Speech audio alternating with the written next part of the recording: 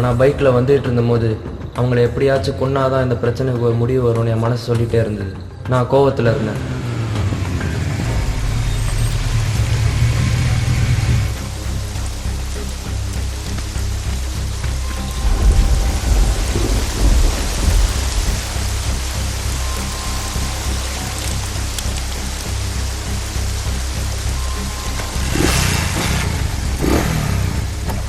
அவங்க சொன்னதை வச்சு பார்த்தா 10 லட்ச ரூபா கொடுத்தாலும் என்னை சும்மா விட்டுருக்க மாட்டாங்க.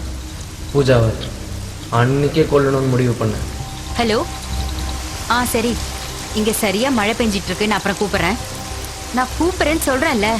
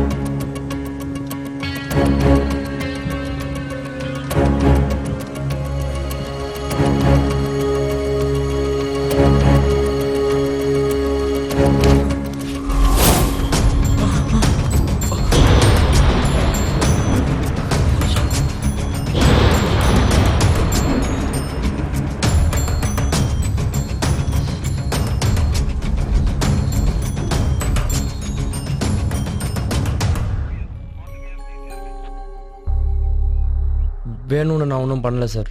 மீராவை நான் தப்பாக கொண்டுட்டேன். கரண்ட் போனதுனால அடையாளம் தெரியாமல் நான் பண்ணிட்டேன். பூஜா ரூமுக்குள்ளே போனதை நான் பார்த்தேன். அவங்க சேலை, கொடை, பேகு எல்லாமே அங்கே இருந்தது. அந்த ஜுவல்ஸ் கூட அங்கே தான் இருந்தது.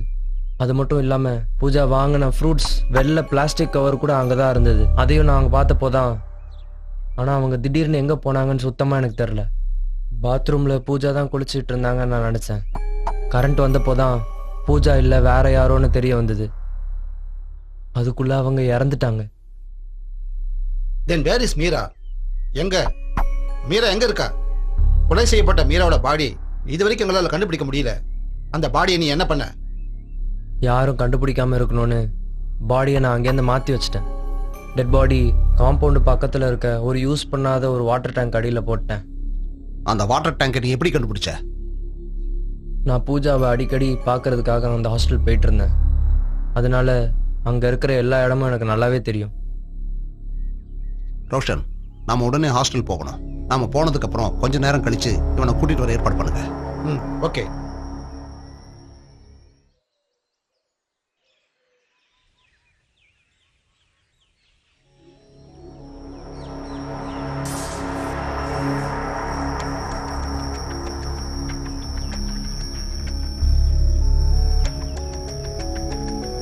இங்க பின்னாடி வாட்டர் டேங்க் எங்க இருக்கு? இங்க வீட்டுக்கு பின்னாடி இருக்கு சார். அதை வந்து காமிங்க. வாங்க சார்.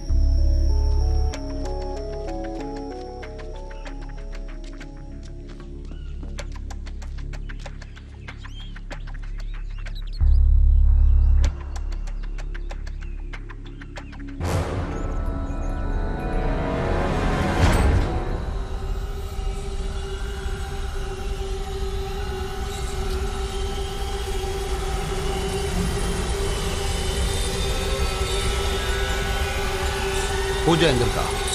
இங்க இருக்கு சார், கூப்பிடுறேன்.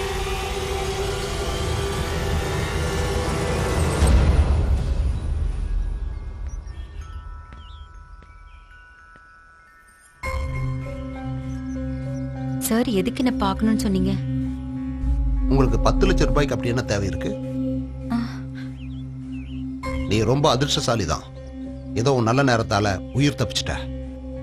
அதுக்கு பதிலா அப்பாவி பொண்ணு ஒருத்தி இறந்து போயிட்டா. சார், மீரா மீரா மீரா கொலை செய்யப்பட்டிருக்கா.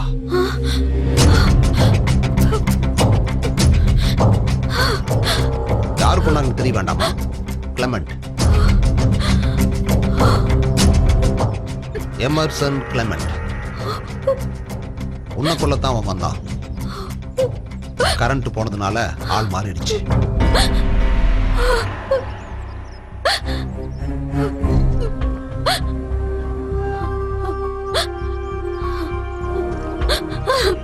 கிளமெண்ட் எல்லா விஷயத்தையும் சொல்லிட்டான். இப்ப போலீஸ் கஸ்டடியில தான் இருக்கான்.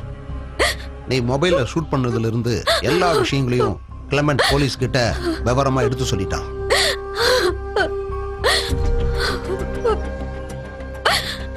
அவனை எவிடன்ஸ்க்காக இங்க கூட்டிட்டு வருவாங்க. தேவையில்லாம இப்ப எதுக்காக அலற? நீ 10 லட்சம் ரூபாய் கேட்டது கார் வாங்குறதுக்காகத்தான்னு அவன் என்கிட்ட சொல்லிட்டான். அது சரிதானே?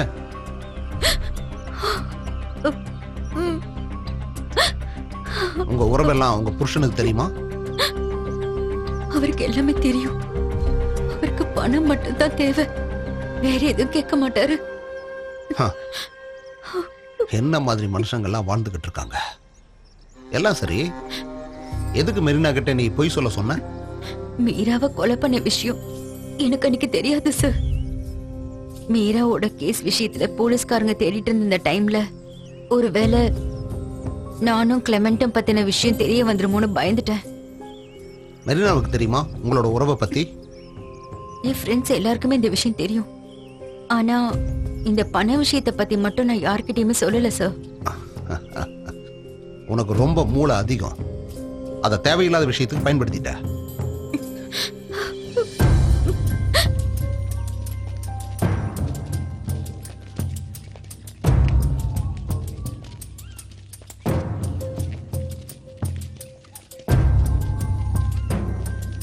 எங்க இருக்கு?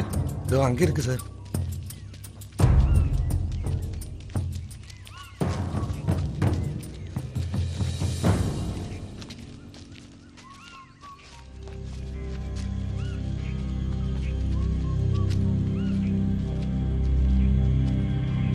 எந்த பக்கம்டா சொல்லு.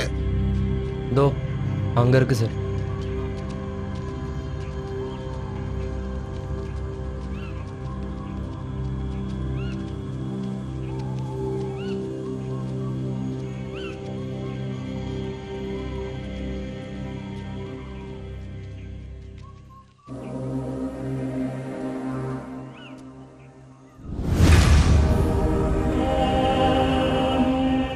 போஸ்ட் மார்ட்டத்துக்கு ஏற்பாடு பண்ணிடுவா. ம், ஓகே சார். போங்க.